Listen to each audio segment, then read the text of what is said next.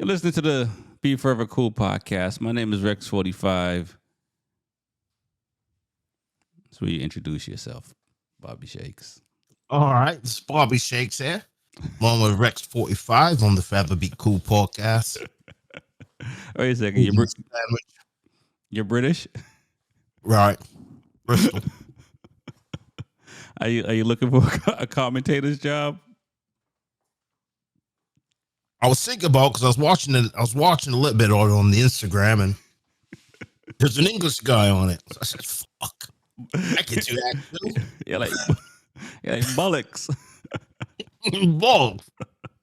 I could do that. Hey, listen, man, it's only a matter of time before MotoGP come calling. Right, where else is there? Two black guys eating a sandwich, drinking lemonade, talking about echo. Exactly. That's what happened anywhere. Exactly. It can happen anywhere, man. That's right. No doubt. And foreigners at that. Well, foreign to who, I guess. Right. So what's good, man? How's life? It's all right. Yeah. Well, I didn't even know that. It's been a long time since I've watched the sport. Yeah. Where's Davizioso and the chat for Yamaha? What chap for Yamaha? Rossi. Oh man, listen, man. I don't know if we have enough time for this show to explain all that to you, but Davizioso is recovering from a dirt bike accident he had, but he's retired. Been retired now for a few years from MotoGP. Yeah, huh? Davizioso's retired. Yeah, he's retired, man. He's a young lad. Did you just get out of jail?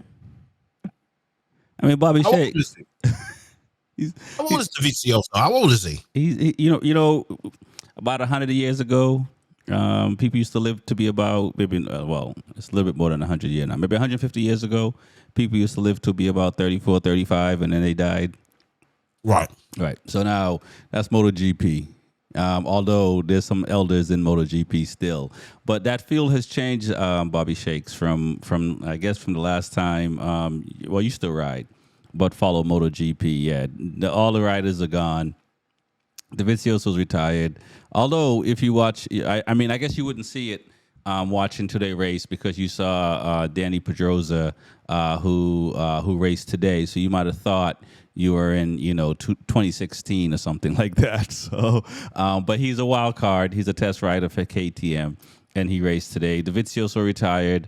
Rossi retired. Rossi's not racing cars, and he got a slew of youngins on the how they say it in Jamaica when you got people on your camp. Our students. He got a bunch of students that's took over MotoGP. So it's like the sport now. So, Marquez is still there. He almost won today. Marquez is not Rossi, in the sense that what you think of if Rossi's Michael Jordan, then I don't want to say Marquez is Kobe Bryant because Marquez didn't pattern his style under next to Rossi or like Rossi, but Marquez is now the elder statesman, and now we got a young rider named Pedro Acosta, who's 19, who's now is possibly has the potential to be the next Marquez or Rossi. Oh, You right? Can you believe it? 19. so it looks like the sport's just getting younger and younger then as the sport's just gotten younger then. Yeah. And so I know you just got out of some prison somewhere over there in the UK. But I think within the last 3 weeks, Liberty Media Group has purchased who owns Formula One. Formula One. You know cars. They drive all about that. Team Ferrari now. No longer with the AMG. I got to stick up for my black guy Lewis Hamilton. He's moved over to the Italians. So that's why I asked about the Davizioso. Bobby Shakes, you're a Brit. Don't disrespect the man. It's Sir Lewis Hamilton Right, to yeah, Hamilton to right, you. right, right. Sorry. Yeah. Sorry. What is it? Queen and who first? God, God. God, country, There you go. God, country, God, and for God and country. There you go. All right. So now you're gonna get you're getting a red vehicle. I have to get a Ferrari now. All right. I have. That's why this podcast has to take off because I have to get a Ferrari now. I like the sound of that. And you can put a LH on the side. So the group has bought around 80% of Formula of MotoGP now. So MotoGP's changed a lot since there's a sprint round now similar to in Formula One, and so a lot's changed. So when to go back to you when you're talking about your young riders, there's a lot of young riders, and in hindsight, I think because they were trying to sell it, they brought a bunch of young riders into MotoGP because it's less money they got to pay. Right. You feel what I'm saying? And so when you look at the field now, it's all youngins, except for you got L.A. Spargaro, which is 34 going on 35. You got Zarco, Marquez. These guys are in their 30. Everyone else is in their 20. So you watched MotoGP today. I don't know if you caught everything, but what did you think? I mean, From what I've noticed, is it just seems that the talent has gotten a lot raw, a lot faster. The bikes are a lot faster. The lean angle has changed. I remember at one point when the knee was down, you thought that guy was cornering. I mean, these guys are actually cornering on their shoulders now. Yeah. And like when Marquez went into that turn towards the end there was, his suit was rubbing on the guy's front tire. Yeah. It's like rubbing is racing, bro. It's crazy. I've never really witnessed that before in 5 years ago when I used to watch. It wasn't that the sport wasn't that aggressive. It didn't seem that aggressive. But right now it just seems really aggressive, really fast. And there was over 300,000 people there today. Bro, isn't that crazy? 300,000. Now, I went to Mugello in 2018, and I was around 119,000 people. And that's like going to, Sunsplash, Sumfest, you know what I'm saying, one of these big EDM concerts type of thing. And that energy at 120,000, 19,000, whatever, I still remember it. I still remember what that feel like. So I can't imagine today for the people that are there, that many people, it's a whole different experience. When you say 300,000 exactly. fucking people, and you talk about maybe what? I mean, let's Google it. How many people watched it today? Oh, right. That's the other side of it. Right. Right. How many people? I'll talk while you get the numbers. That's the interesting part. Like, because they've updated the website. So the website is a lot smoother today than it's ever been before. A lot less glitching today than ever before.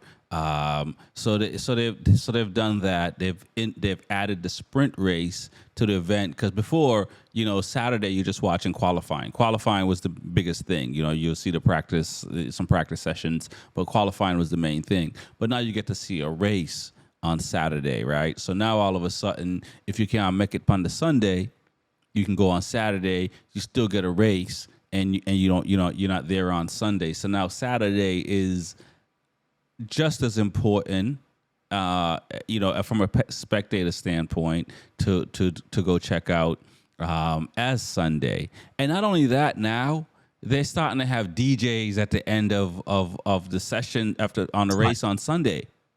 Right? So now all of a sudden, I saw that in Aston in a pass round, and now they got a DJ. So now the people can stick around longer as well. You're not just all of a sudden the race is done. You see this trophy, they get their trophy, their champagne is soaked, and the girls are soaked, and that's it. Now there's an after party.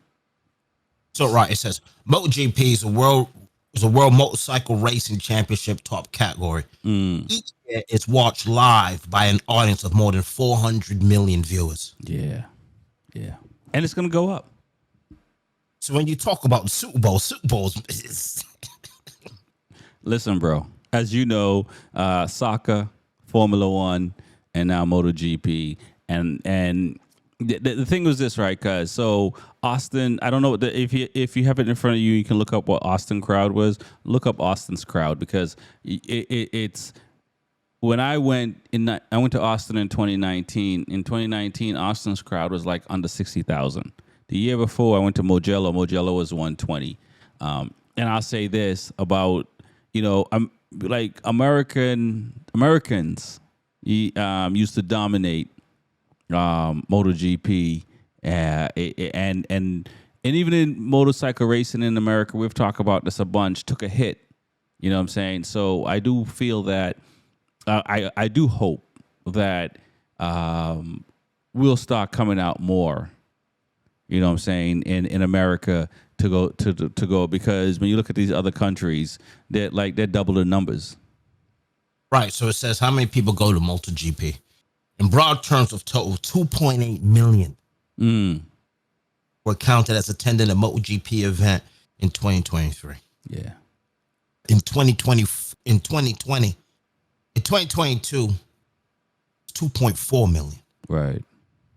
So they just added 4 million. Yeah.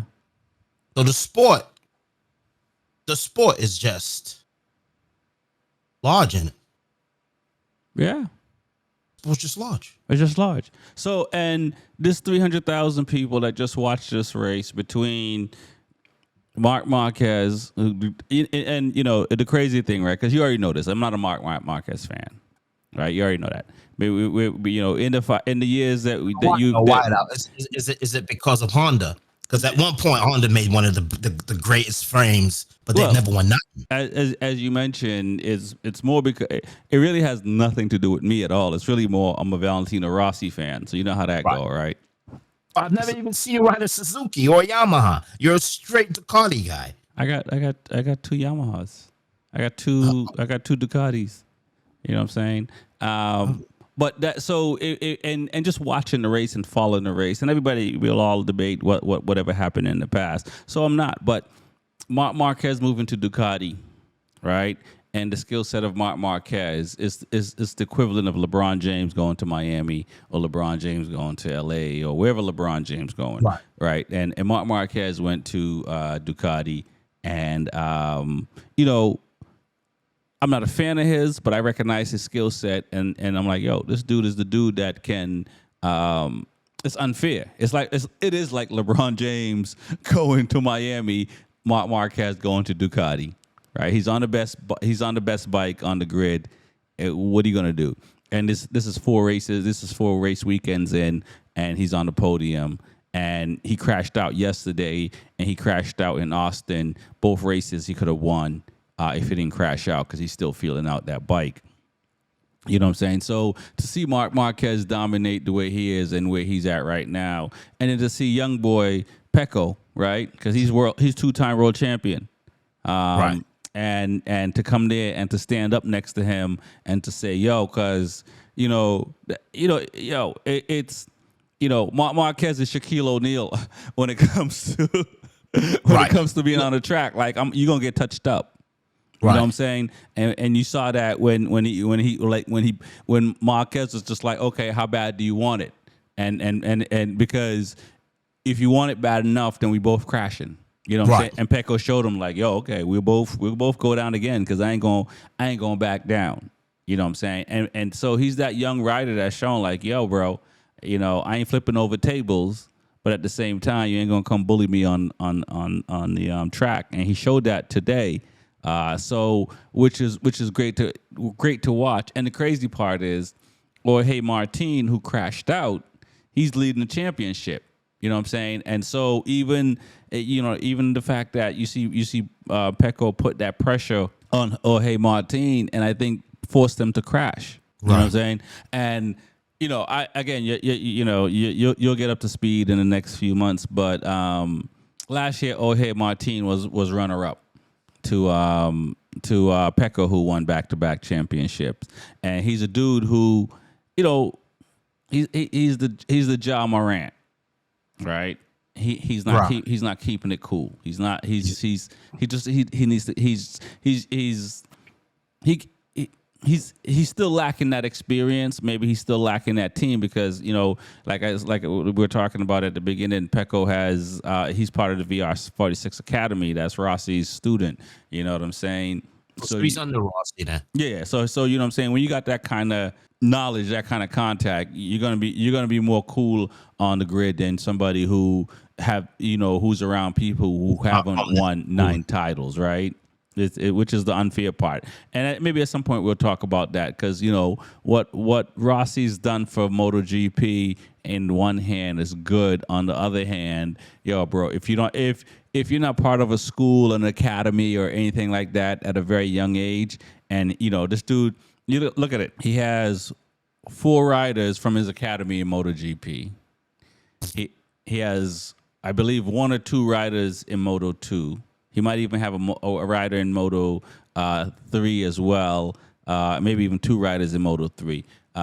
So this dude, you know what I'm saying? Like, when you look at it, you know what I'm saying? So if you're an independent guy, you know what I'm saying? I got your mother and father that loves you and your family members that love you, and you're doing that. How you going to compete against a machine? You know what I'm saying? That's just with life in general. Yeah. So because Marquez didn't win nothing when he was on the Repsol. Oh, he got. I mean, well, the last 4 years, you're absolutely right. Yes, the Repsol is garbage. The Repsol was garbage, and at that point, we all knew that the Yamaha was the fastest machine. Yeah, and Ducati was trying to figure out the trying to figure it out. Yes, trying to figure out. It was good on the straightaway, but in the curves, it just wasn't handling. There you go. So you're right. Like in this type of sport here, there's really no fairness. Once the engineers have you locked in, that's it. And as you can see, for the last 3 years, Ducati's engineering, the European engineering, has made the Japanese look foolish. To say the least. Which is crazy. So, like, how do you even? So now, when you have the top riders on Ducati, when you have Ducati giving you the best machine, and you have Valentino Rossi just with the pipeline, yeah. Come on, Alex. No, it is. But it's good. It's good for MotoGP. It's good for the fan of MotoGP.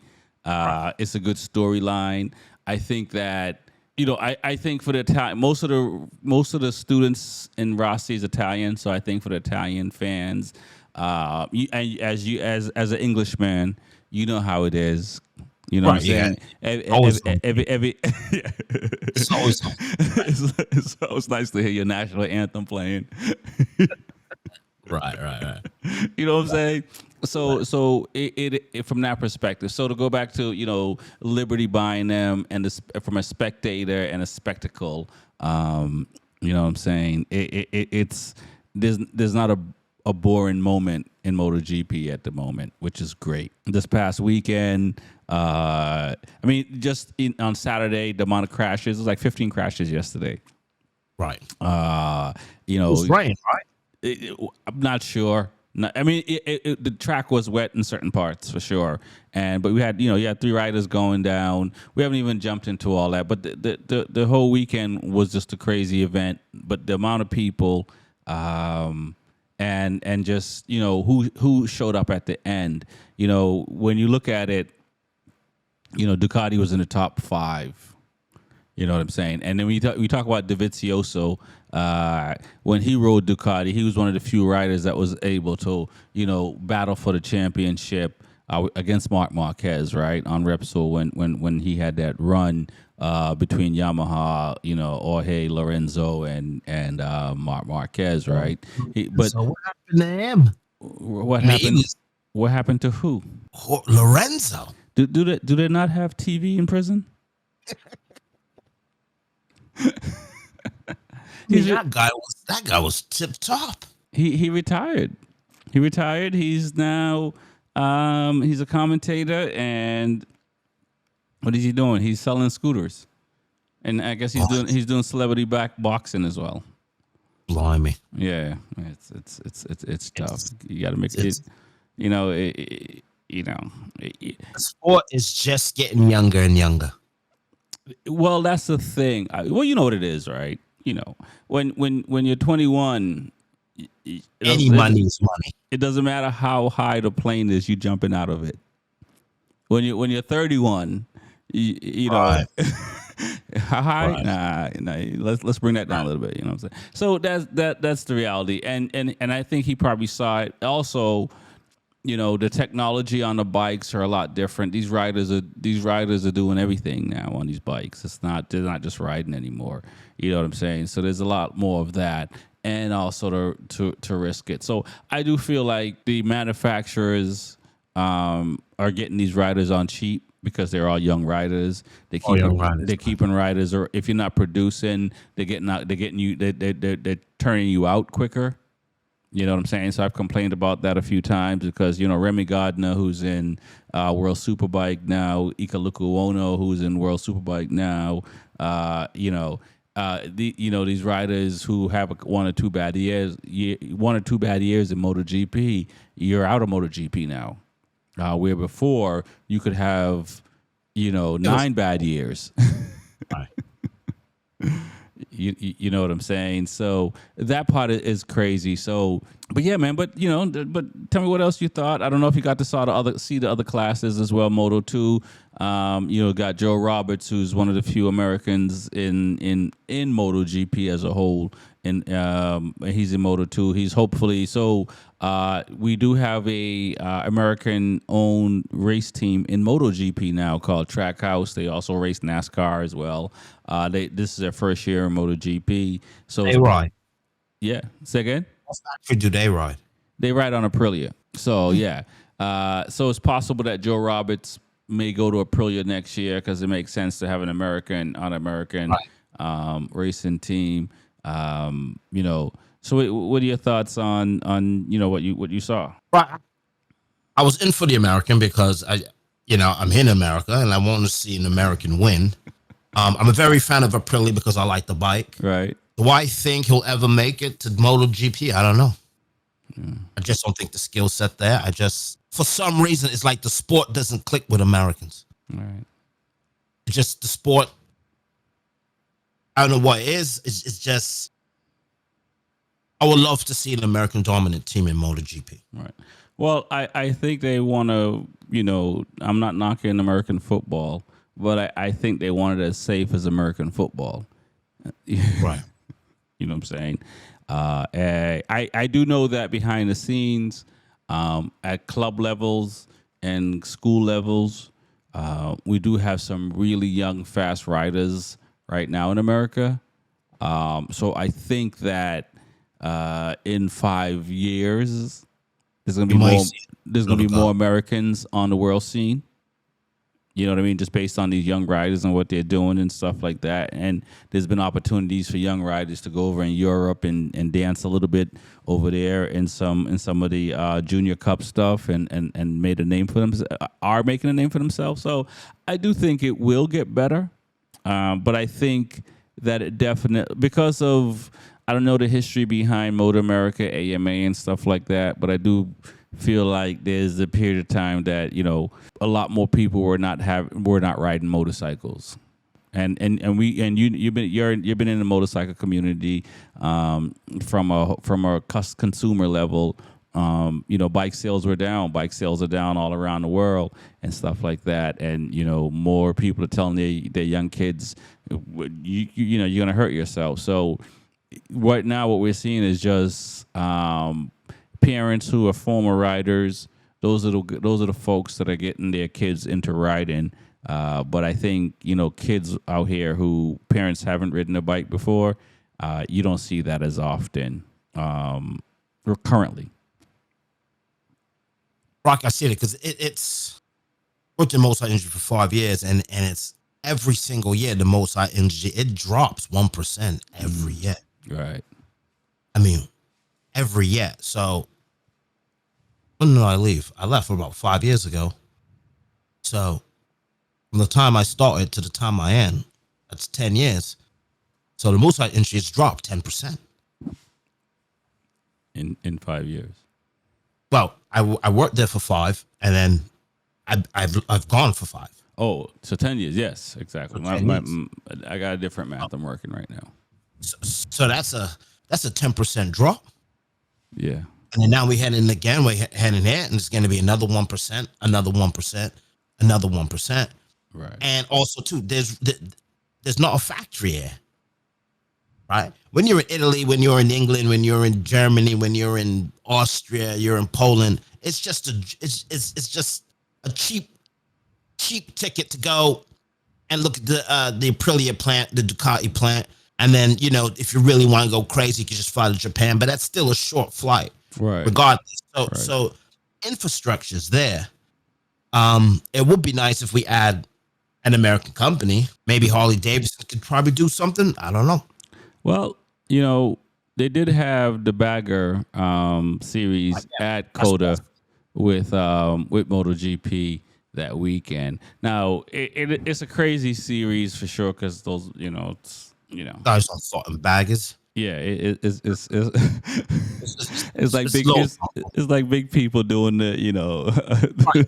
It's like watching guys race on baggers, right? It's like you have the swimsuit edition, and then you have a fucking pie eating contest right after. Right, and you have presently plump, right? We won't disrespect anybody's weight. I'm not that skinny myself, just a little cheeky, but the fuck, right? You have a swimsuit issue, right? They walk on the stage, nice swim, not bikini, everything looks nice, right? And then right after that, you have a fucking pie eating contest, and you have people fucking shoving pies in their mouth, yeah, and breathing, and spitting. It's just awful. Bagger race is just fucking. It's loads awful. Yeah, it's fucking awful. Okay, I see. So you don't like the idea? No, I don't like the idea. I think Harley-Davidson has the. I think Harley-Davidson has the blueprint. Because they basically have the same exact motor like Ducati. Right. Right. It's the same V twin, L twin. So they understand that. We all know that the V and the L produces the most torque. Right. As opposed to whatever they're doing in Japan. So America has the technology, but who wants to sink it into a fucking place where everybody's playing basketball, fucking football? Right. Well, I would look at the Harley more like the muscle car, series trying to come back. And granted, those baggers are probably, Harley-Davidson in the motor. And Honda or all these other manufacturers that it's made between the brakes and the suspension and everything else, it's all something else. I hope the Bagger series is not the series that bring American motorcycle racing back like on the world stage like we want it to be. But it's a niche because it's cool to see because there are a lot of people that buy Harleys. You know what I'm saying? And so for people to see that, and they may want to come out and see it, but I do agree. I have to. I can't imagine racing my Multistrada around on the track. And honestly, like I don't know why somebody hasn't put the Multistrada in with the baggers and just put some some bags on it. Because then the Multistrada would kill it. It's fucking awful.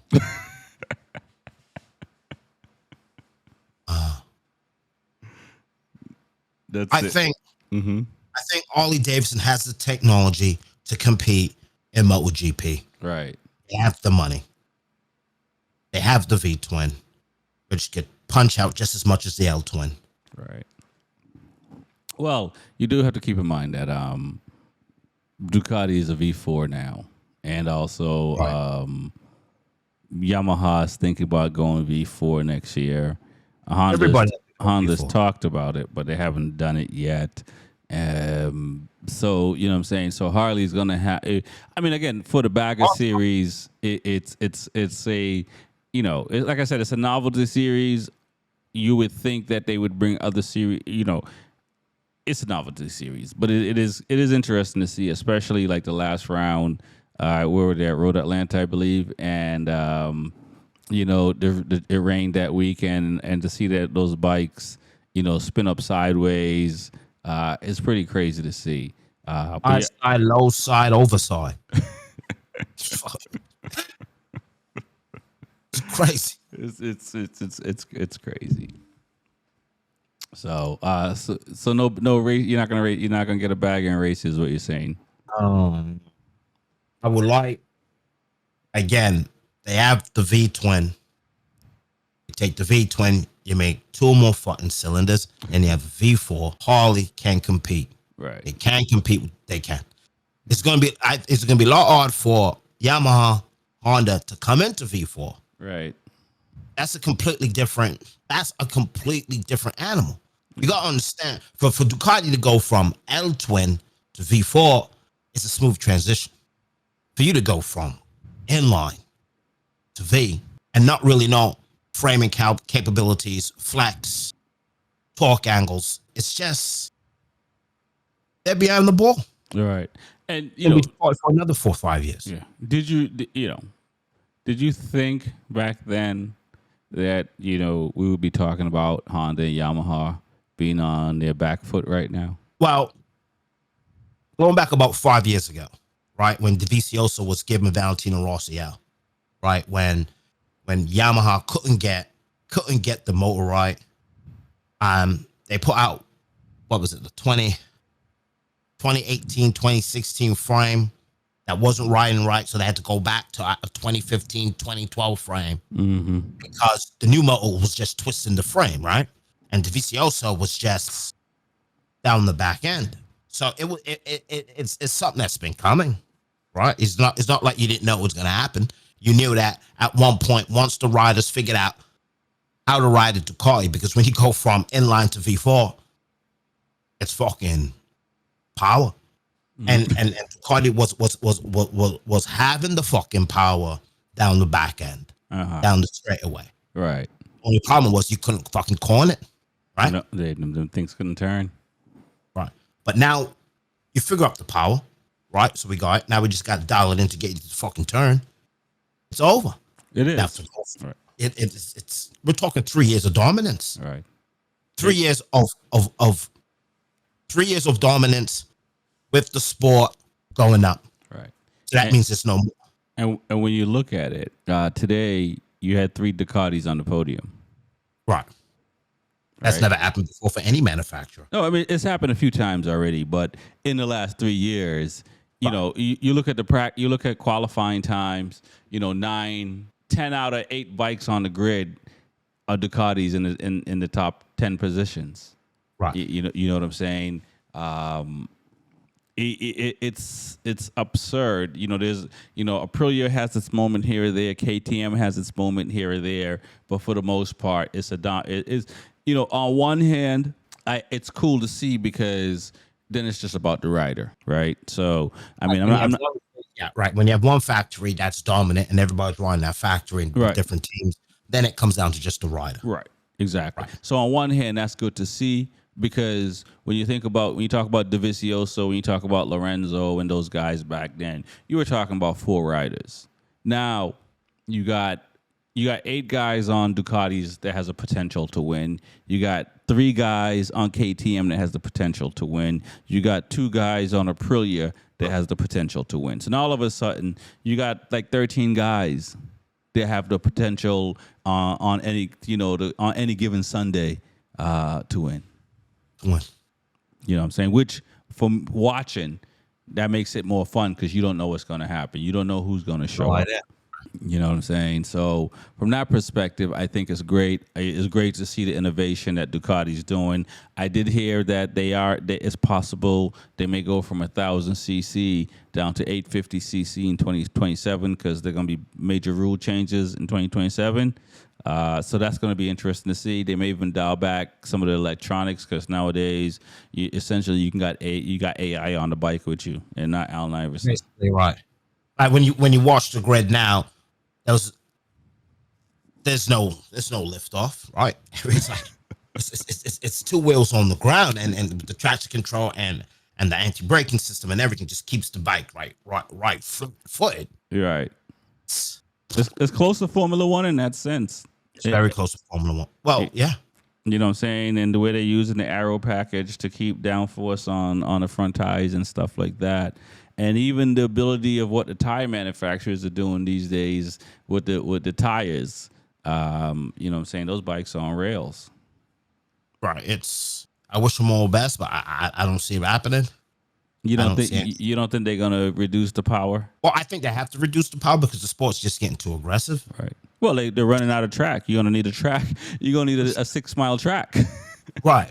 I mean, yeah. Right. It's the sport has gotten really fast. Right. But because a lot of these bikes are getting too fast for some of these tracks, and so even though you got the power, you really can't utilize. It's not safe to utilize. Right. You know. Like we always know, you don't need really nothing bigger than a 600 on the streets. You're right. I mean, 1,000 on the streets, fucking ludicrous. It is. When you're talking about 1,000 cc's, even on the fucking track, where you have to stretch and then you have to break the bike down to go into a turn, 800 is enough. Because then it comes down now to pure skill set. Right. Right. It's not like you can make up bad turning on the back end with the power. Right. If we dial it down, right. Once the horsepower's dialed down, that means now you have to go more into corner speed to get around. Crazy. And the Ducati got good. Well, Aprilia seems to have the best corner speed at the moment, but at the moment, and the crazy thing about Ducatis, right? This luxury is only the last few years. Like I said, Dovizioso had his run, but it wasn't there, right? Because he couldn't get around the Honda. It was close, and maybe it was Dovizioso that could ride, and Noni could ride a little bit, but he had his issues and all that stuff, and so he was out and whatnot. But realistically, we started to see it around Dovizioso time, and it took form with Jorge Lorenzo. Unfortunately for him, it took longer than it should have, and he left to go to Honda. And so the Pecco and the Jack Millers. These guys are the ones that are really bear the fruit. So it's crazy to see right now because Ducati's a juggernaut. I know it was going to happen. But to go back now, that's what's something about life, right? You just got to keep on trying. Right. Keep fucking trying. Like you can never give up. There's no way you could have said if you go back 5, 6, 7, 8 years now and say Ducati at one point is going to be the factory to beat. Right. You would have said, no way. They can't fucking turn the thing. It would have been like the Red Sox or the Patriots before they started winning. Right. But now, see it. Yeah. But I will say this. I don't see anything from Japan competing with anything from Italy for the next 4 or 5 years. It's yeah. I guess now that I hear you say it like that, I could see that because people laughed at Ducati when they were coming out with traction control and anti-wheelie and these things and the ride height devices and the wings and stuff like that. Now everybody got wings. Everybody's Red Bull. Right. They were a laughing stock. Yeah. Ducati was a laughing stock for years. Oh, yeah. Now, the only way you could really... Now they figure out how to turn the fucking thing. and you drop the power, it's not like they're gonna have, and it's not like Ducati's gonna have to rethink. If we could corner at 1,000, we could definitely corner 800. Right. Right. Yamaha hasn't had a good frame in almost 8 years. Right. Honda's always had a good frame, probably one of the best frames ever in MotoGP, but with no power. So now you're going to throw that away to go to a new system? Ain't gonna fucking happen, mate. Well, it's gonna happen, but it's gonna be a while. Yeah, it's gonna be a while. It's gonna be a while. Fucking while. Because it's tough to see the Yamahas and the Hondas at the back. But I'm rooting for Ducati. I'm a fan. I'm happy to see them doing what they're doing. I don't know if they had. I don't remember if they had the same concessions and stuff like that Honda and Yamaha has had. But Yamaha and Honda has been the benchmark for a very long time. It's the changing of the guards. I think for Ducati putting 8 bikes on the grid, people thought that was crazy. But then, like I said, when you look at it and you see, top 10 bikes, 8 of them are Ducatis, it makes completely sense. Because trust me, people are buying Ducatis. Right, it's going to transform into the streets. Yeah. And Ducati is the only brand where Ducati, Harley-Davidson are bikes that has a very, very, very, very deep cult following. Yeah. Yamaha, Honda just doesn't have that type of following. Right. It's I buy the R6, right. I buy the Suzuki, Honda may have it with the Repsol brand, right? Right. Problem when you look at Honda, Suzuki, when you go into the dealerships, what you see on the track is not what you see in the stores. Right. And Ducati has always said, right, what you see on the track is what you could buy in the stores. So it has that cult following. And cheers to Verossi. Cheers to Ross. It's the reason why that brand was able to make it. No doubt, no doubt. Well, Bobby Shakes, I want to thank you for coming on. We're going to be doing this more often. Tell the people how they can find you. I'm just glad that you're back. Well, not that you went anywhere, but it's glad that you're back to the motorcycle lifestyle. I'm back in, so you can find me at shakesislive.com. You're right. We don't believe in social media anymore. We believe that we're going to build a website. So shakesislive.com, and that's it. I mean, it's Bobby Shakes. You can find me on all the social media platforms, but we're not promoting that. Yeah. No doubt. Well, thanks for coming on. We'll be back with more B4evaKool, Race and Motorcycle Podcast. We're going to talk all things motorcycle. My name is Rex45. Peace. Ace.